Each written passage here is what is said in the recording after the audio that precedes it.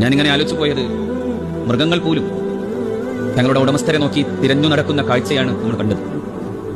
മൃഗങ്ങൾക്ക് പോലും എന്തൊരു വല്ലാത്ത സ്നേഹമാണെന്ന് തോന്നിപ്പോയ നിമിഷങ്ങളാണ്. ഒരു ആനയുടെ മുമ്പിൽ ചെന്ന് നിൽക്കുന്ന ഒരു സ്ത്രീയുടെ വാക്കുകൾ എന്നെ വല്ലാതെ അതിശയിപ്പിച്ചു.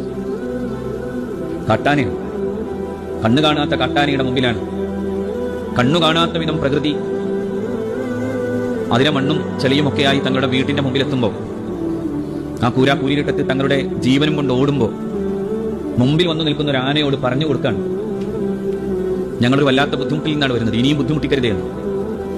അത് കേൾക്കുന്ന നേരത്ത് ആ കാട്ടാനയുടെ കണ്ണിൽ നിന്ന് കണ്ണുനീരൊഴുകി എന്ന് പറയുന്നത് ഒരുപക്ഷെ നിങ്ങൾക്ക് അതിശയോക്തിപരമായിട്ട് ആലോചിക്കേണ്ടി വന്നാൽ പോലും അതൊക്കെ സാധ്യമാണ്.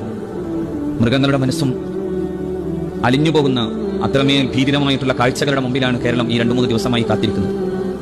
ഉറങ്ങാൻ കിടന്നിട്ട് തിരിച്ച് പിന്നെ ആ മനുഷ്യരുടെ മയ്യത്തുകൾ 30 കിലോമീറ്ററുകൾക്ക് അകലെയുള്ള പുഴയിൽ